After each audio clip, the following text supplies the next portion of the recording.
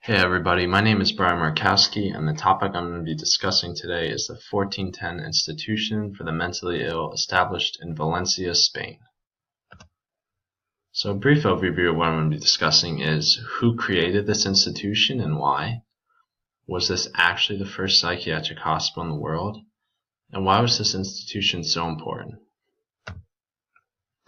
So the founder of this institution, his name was Friar Joan Gilabert Jeffrey.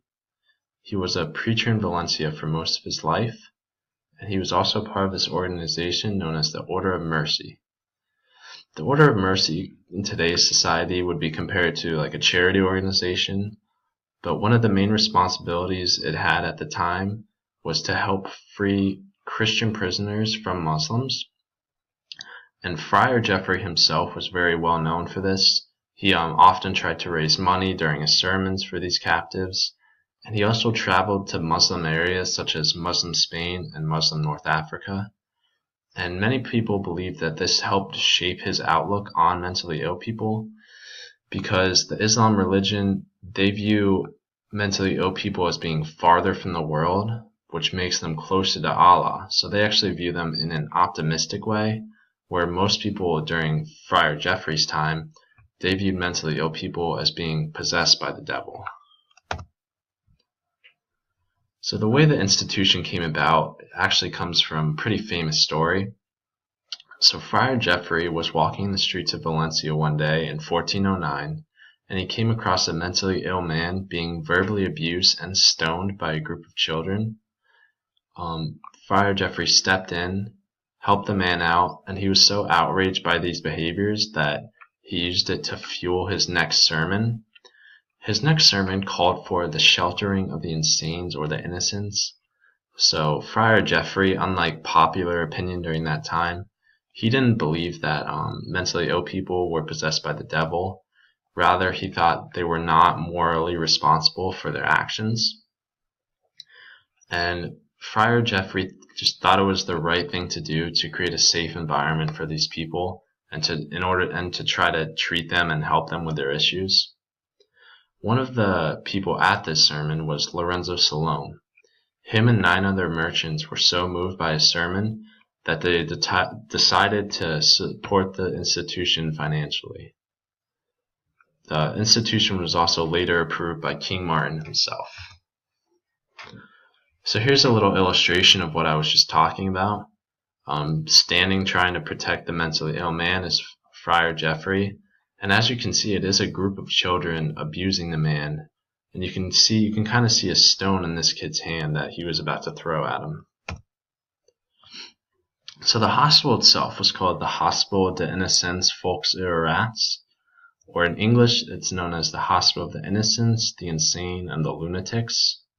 It was officially established June 1st, 1410, and it was not a long process to build. The first permit was acquired December of 1409. This institution was supported greatly by the community. As I mentioned before, this is a picture of King Martin himself, and he supported the institution both constitutionally and he financially supported it as well. The Hospital of the Innocents initially housed around 50 patients, but it didn't take much time at all for it to grow exponentially, and eventually they had to build another hospital.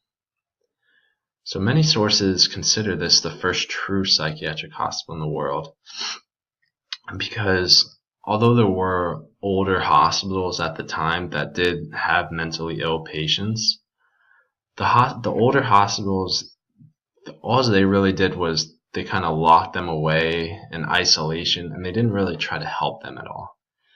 The main thing with this hospital is it was one of the first hospitals to attempt to morally treat these mentally ill people.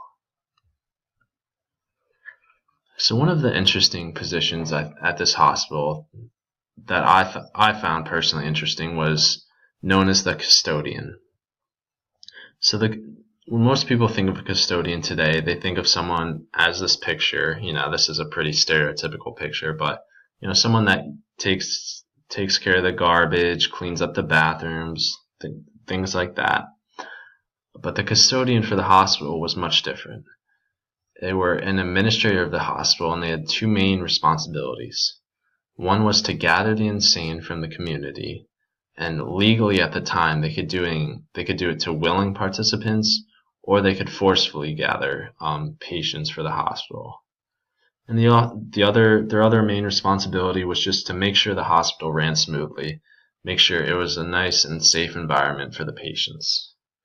And interestingly enough, the first custodian was Lorenzo Salome, who was one of the main merchants that funded this institution. So what is the significance of this hospital? This was one of the first psychiatric hospitals that really aimed to treat mentally ill people in a moral way. How did they do this? They used exercise, games, tried to teach them proper diet and hygiene. They also gave different patients jobs to do throughout the day, which taught them responsibility. This hospital set a precedent for future institutions. In Spain alone, there is 10 hospitals built a little over 100 years after this one that were all similarly designed for mentally ill patients.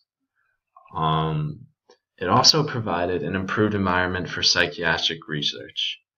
So psychiatrists could come in and analyze these patients, and they could feel like they were safe in a safe environment, and they could actually try to help these patients. And they could see what works, what didn't work. And it's one of the first environments that could actually allow this for research. And to end, I just have a quote from one of the famous people involved in the moral treatment of mentally ill people. His name is Philippe Pinel. He's French. And I just have a quote from him. It says, "I cannot here avoid giving my most decided suffrage in favor of the moral qualities of maniacs I have nowhere met, excepting in romances, with fonder husbands, more affectionate parents, more impassioned, than in the lunatic asylum during their intervals of calmness and reason." So Pinel there is basically standing up for the mentally ill people and saying that, some of the people he met in the asylum were some of the most compassionate, caring people he's met.